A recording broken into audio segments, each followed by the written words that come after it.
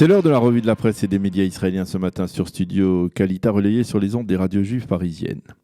Le Israël Hayom consacre sa manchette ce matin à ce qu'il appelle l'arme fatale des partis politiques. Il s'agit des quartiers généraux électoraux que chaque formation est en train de mettre en place avec l'intime conviction que c'est durant la journée électorale du 17 septembre prochain qu'il sera possible de faire passer des voix d'un côté ou de l'autre des deux grands blocs, le bloc Likoud plus religieux ou alors le bloc bleu-blanc et la gauche israélienne avec le soutien des partis arabes. Le Likoud devrait investir plusieurs millions de shekels pour mobiliser un maximum son électorat et sensibiliser ceux qui ne votent pas traditionnellement pour lui, donc durant cette journée du 17 septembre. Le parti bleu-blanc devrait lui utiliser des technologies très modernes et sophistiquées pour repérer justement des électeurs hésitants, tandis qu'au sein du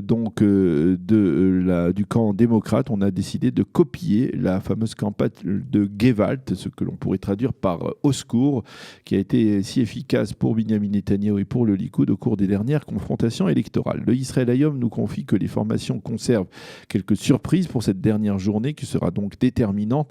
Le journal gratuit confie également à ses lecteurs ce matin que Binyamin Netanyahou a réuni hier les ministres Likoud en leur demandant de se mobiliser pour séduire l'électorat de Lieberman, mais aussi celui de Zehut et de Otzma Yehudit, la force juive. Il s'agit des deux formations de la droite radicale qui ne se sont pas unies avec le parti d'Ayelet Shaked et qui ne devraient pas passer le seuil d'éligibilité, outre les ministres. Se trouvait lors de cette réunion Gideon Sa'ar, qui est considéré comme le principal rival de Binyamin Netanyahou au sein du Likoud. Sa'ar a tout de même suggéré d'affûter une campagne contre Ayelet Shaked et Naftali Bennett.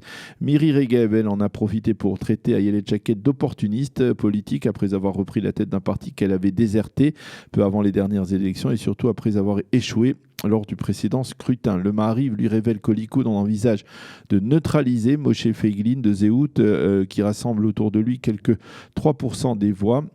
Il lui en faut 3,25% pour passer le seuil d'éligibilité, en proposant tout simplement Moshe Feiglin, en échange de son retrait de la campagne électorale, un poste de ministre dans le prochain gouvernement Netanyahou, ainsi que le remboursement de toutes ses dettes électorales, et elles sont relativement importantes. Plus à gauche, le Israël Hayom nous fait remarquer que Noah Rothman, la petite fille d'Yitzhak Rabin, qui figure sur la liste du camp démocrate, s'est rendue hier à Ramallah pour y rencontrer Mahmoud Abbas. Sa réflexion à l'issue de cette rencontre risque de faire grincer quelques dents. J'ai rencontré un leader palestinien, a-t-elle dit, inquiet du radicalisme qui s'installe dans la société israélienne, mais aussi dans la société palestinienne. Le Ma'ariv lui cite Mahmoud Abbas, qui a également déclaré qu'il espérait une défaite de Binyamin Netanyahou, un espoir, il faut bien le rappeler, que le raïs palestinien nourrit depuis maintenant plus de 10 ans en vain. La chaîne 12 a diffusé hier dans son journal télévisé un nouveau sondage qui révèle qu'il n'y a pas du tout le moindre changement dans le paysage politique israélien. Le Likoud toujours légèrement en tête avec 30 mandats contre 29 pour Bleu-Blanc, 11 pour le parti d'Ayelet Shaked, 10 pour Lieberman. Le bloc de gauche plus les partis arabes obtiendraient 54 mandats contre 56 pour le bloc Likoud et orthodoxe, avec donc les 10 députés de Lieberman qui feraient la balance entre les deux camps. Les quotidiens se font également l'écho de ce matin des déclarations justement du leader d'Israël Beiteinu, selon lesquelles la probabilité que Shaked et Smotrich recommandent M. Netanyahou au président de l'État au lendemain des élections serait infime. Dans le Yediot Aharonot, Limor Livnat, l'ancienne ministre Likoud, devenue plutôt opposée à Netanyahou ces derniers mois, écrit ce matin dans son éditorial que le Premier ministre a une chance de s'en sortir politiquement s'il parvient à former un gouvernement d'union avec Benny Gantz et alors s'éloigner de la droite radicale. Selon elle, c'est dans une telle perspective qu'il faut écouter le nouveau son de cloche plus tolérant et modéré de Benny Gantz envers le Premier ministre. Toujours dans le Yediot Aharonot, Amnon Abramovitch, l'analyste politique de la chaîne 12, écrit un éditorial sur ce qu'il appelle l'échec de la gauche israélienne, qui selon lui a levé son drapeau blanc. Elle a renoncé, cette gauche, à la paix, à un règlement régional et se laisse insulter par les éléments de la droite.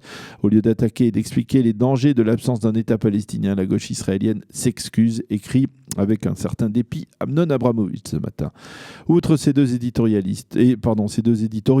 le Yediot Aharonot, lui, fait ce matin totalement abstraction de la campagne électorale, au moins dans sa une, pour se focaliser sur les rumeurs, sur des fuites radioactives en Russie En titre, le Yediot Ahronot se demande ce que la Russie nous cache dans le nord-ouest de son territoire et il détaille, le journal ensuite, ce que le Kremlin refuse formellement de dire pourquoi l'explosion qui s'est produite il y a quelques jours dans une zone militaire protégée a provoqué une hausse dramatique de la radiation sur place, une radiation qui atteint 16 fois le niveau autorisé.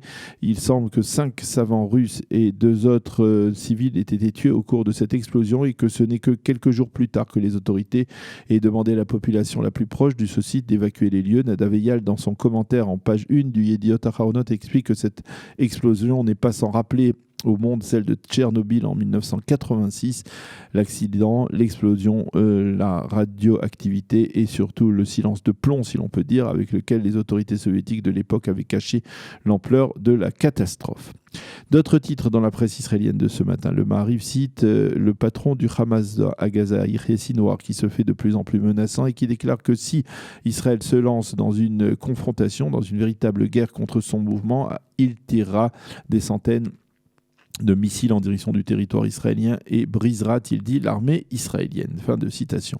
Avec également un titre très triste qui revient à la une de tous les quotidiens israéliens et dans les sites d'information. Le décès d'une hôtesse de l'air israélienne de la compagnie El Al de 42 ans, Rotem Amitai, des suites d'une rougeole aiguë qu'elle aurait contractée il y a 5 mois dans un avion d'El Al qui faisait la liaison entre New York et Tel Aviv. Quelques jours plus tard, elle avait vu se développer les symptômes de la maladie.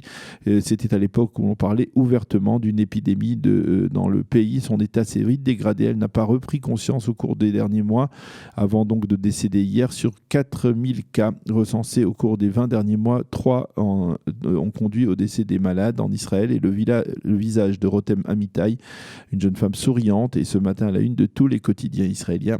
Ram Reznik, le spécialiste médical du Israélium, lance un appel en première page aux Israéliens afin qu'ils aillent se faire vacciner comme la loi le précise et comme il faut le faire.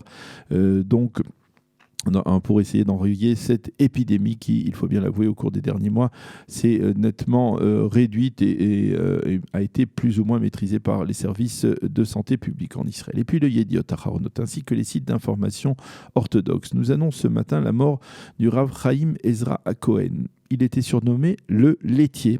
Et oui, il avait 84 ans. Le Rav HaKohen était considéré comme l'un des derniers justes cachés sur lesquels, selon la tradition, le monde repose. C'était un kabbaliste qui était le confident de nombreuses personnalités israéliennes, alors que lui-même vivait très modestement, s'habillant comme le commun des mortels et non pas comme des rabbins. Avec la barbe traditionnelle et le costume habituel. Le Rav HaKohen, donc surnommé le laitier, avait accepté de donner en 2006 une interview quasiment unique, alors que l'on avait compris, et on avait alors compris qu'il était le dernier d'un groupe de 4 kabbalistes cachés, qui portaient tous un surnom, comme le cordonnier, le peintre et le balayeur. Chacun d'eux détenait une enveloppe qui leur avait été remise par le responsable du groupe, qui était le cordonnier. Il s'appelait le Rav Petilaon. Il s'agit d'une enveloppe dont on ne sait pas qui les a écrits, mais qui ont toutes été remises à leur destinataire en 1967. La première a été ouverte une semaine avant la guerre des 6 jours. Elle indiquait que le peuple en Israël allait être en danger, mais qu'il allait remporter une victoire face aux armées arabes. La seconde a été ouverte après la guerre de Kippour. Elle révélait que la guerre allait être particulièrement douloureuse. La troisième a été ouverte au moment de la guerre du Golfe, au début des années 90. Elle prédisait des événements qui se sont effectivement produits alors. Enfin, la quatrième a été ouverte en 2003 par le laitier lui-même, et celui-ci n'a pas révélé son contenu, si ce n'est qu'elle traitait de guerre et de délivrance. Le laitier, le Rav HaKohen, a été inhumé hier soir à Jérusalem. C'est la fin de cette revue de la presse et des médias israéliens sur Studio Kalita.